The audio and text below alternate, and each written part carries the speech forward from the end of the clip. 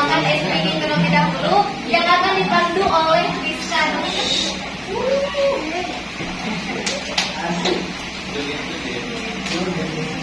Ayo kurang semangat. Kita SPG dulu boleh? Boleh. Kalau semuanya bangun bisa?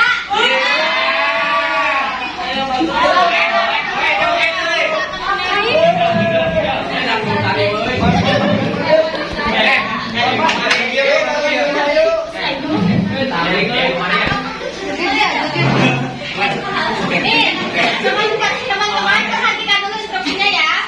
Kita pakai lagu ya.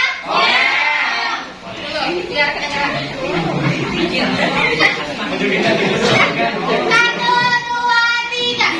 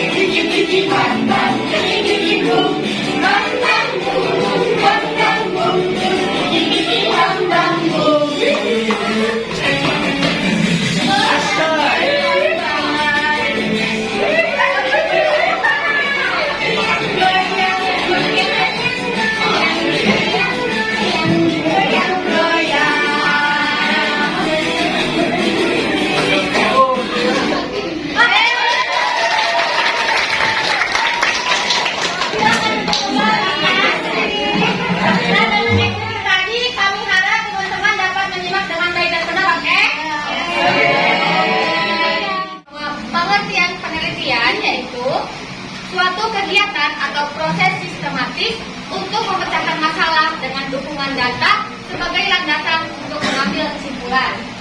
Selanjutnya, ada pengertian sastra, yaitu sastra adalah salah satu cabang kesenian yang selalu berada dalam peradaban manusia sejak ribuan tahun yang lalu.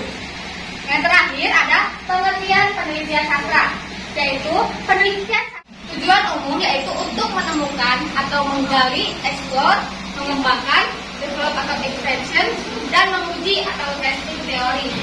Lalu ada juga penelitian tujuan penelitian sastra secara khusus, yaitu yang pertama, membina dan mengembangkan dunia kesusastraan. Yang kedua, membina apresiasi penikmat sastra. Dan yang ketiga yaitu ada untuk menunjang ilmu sastra. Teman-teman tahu apa itu sistematis? Tahu. Apa ayo? Ya benar, terstruktur. Jadi penelitian itu harus dilakukan secara terstruktur atau secara rinci dan jelas urutannya.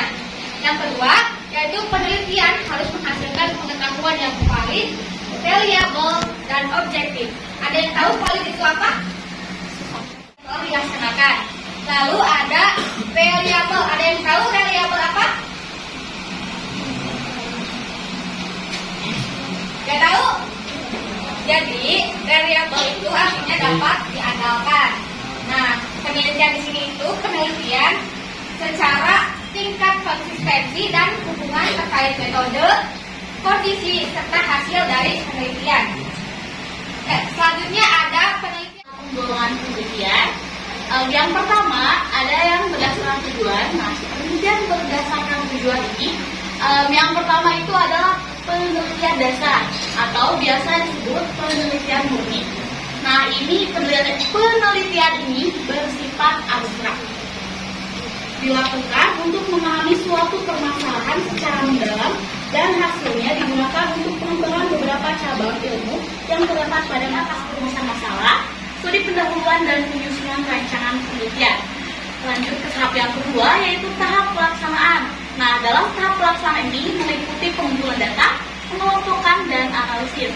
Tahap yang terakhir adalah tahap pelaporan. Tahap pelaporan diisi dengan kegiatan penulisan dan penggandaan hasil penelitian agar dapat dibaca, diketahui, dan dimanfaatkan oleh orang lain yang memerlukan.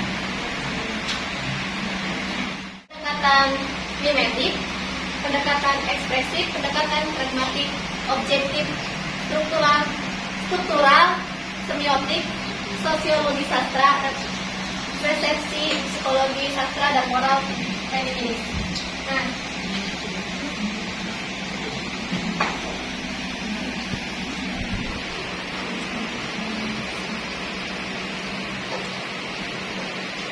yang pertama, gaya sastra seperti struktur, gaya, dan tema. Jadi tidak mempertimbangkan faktor-faktor ekstrinsik seperti latar belakang penulisnya serta konteks sejarah dari karya sastra tersebut. Nah, jadi mengapa tidak mengkaji ke unsur ekstrinsiknya, karena bertujuan untuk menghindari manusia yang diciptakan secara imajiner oleh seorang penulis karya sastra. Sedangkan pengertian manusia menurut psikologi, manusia yang diciptakan oleh Tuhan Yang Maha Esa. Gambaran kehidupan tokoh drama Penyesalan di Ujung Senja, Kenny Yuliana melalui pendekatan mimetik. Dalam penelitian ini, yang menjadi sasaran penelitian yaitu untuk menganalisis sejauh mana drama ini merepresentasikan kehidupan yang sebenarnya.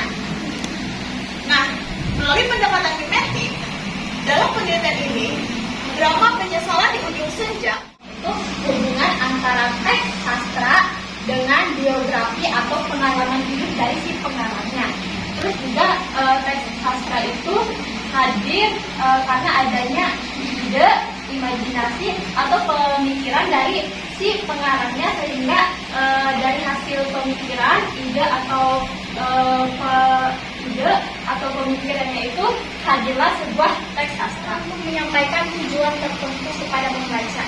Jadi tujuan dari pendekatan pragmatik ini untuk menyampaikan nilai-nilai yang terdapat dalam, misalnya di dalam judul penelitian drama monolog Martina Menggugat karya Sarumpet.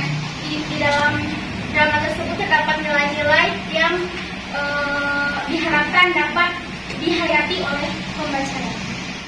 Yang otonom atau berdiri sendiri dan bebas dari hubungan dengan realitas pengarang dan pembaca. Renmelek dan Austin Warren menyebutnya pendekatan intrinsik. Nah, jadi ada kelemahan juga di pendekatan ini, yaitu menolak unsur-unsur ekstrinsik dalam karya sastra. Teman-teman udah pasti tahu dong apa aja sih unsur intrinsik dari karya sastra. Yang mulia, penulisnya Pandu Dian Samaran, Amrizal dan Bustanuddin Lubis pada tahun 2018. Sumbernya dari jurnal ilmiah Forbes, ada di sini ya, teman-teman bisa dilihat dan dinilai nanti. Baik, selanjutnya ada pendekatan semiotik yang akan dijelaskan oleh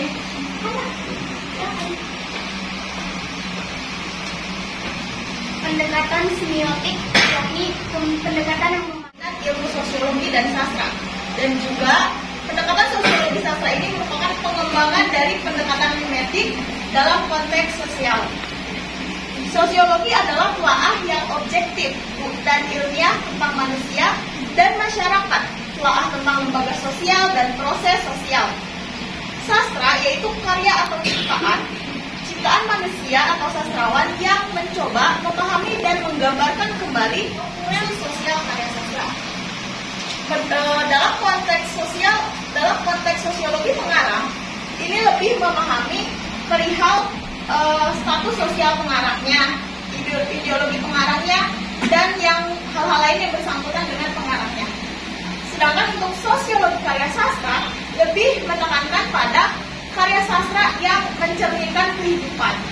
Dan untuk sosiologi pembaca dan pengaruh sosial karya sastra berdasarkan pandangan para pembaca terhadap karya sastra tertentu. Nah, di sini pendekatan sastra itu bentuknya ada dua, yaitu tanggapan secara aktif dan tanggapan secara pasif. Tanggapan aktif berupa komentar, kritik, ulasan, atau resensi terhadap karya sastra.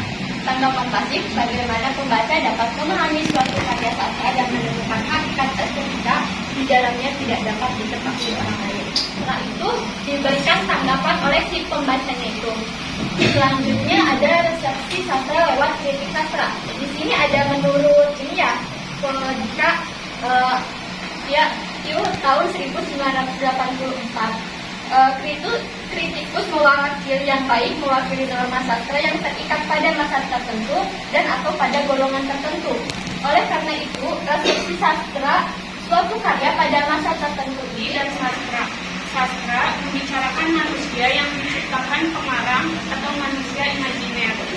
Psikologi membicarakan manusia yang menciptakan Tuhan secara real hidup di alam nyata. Analisis psikologi sastra bukanlah sesuatu yang berlebihan. Semua membicarakan manusia. Analisis psikologi suatu tokoh harus berdasarkan teori dan buku psikologi yang menjelaskan kehidupan yang dijunjung tinggi oleh sebagian besar masyarakat. Latar belakang munculnya pendekatan moral yaitu pandangan yang mengatakan bahwa karya sastra yang baik selalu memberikan pesan moral kepada pembaca untuk berbuat baik, yaitu mengajak pembaca untuk menjunjung tinggi norma-norma sosial. Karya sastra itu sendiri dianggap sebagai sarana pendidikan moral. yang berdasarkan pada pandangan feminisme yang menginginkan adanya keadilan dalam memandang eksistensi perempuan. Lahirnya pendekatan feminisme tidak bisa lepas dari gerakan feminisme di Amerika yang berkembang tahun 1700-an. Penelitiannya terdapat dalam judul Analisis Feminisme dalam naskah drama monolog Martina Membugat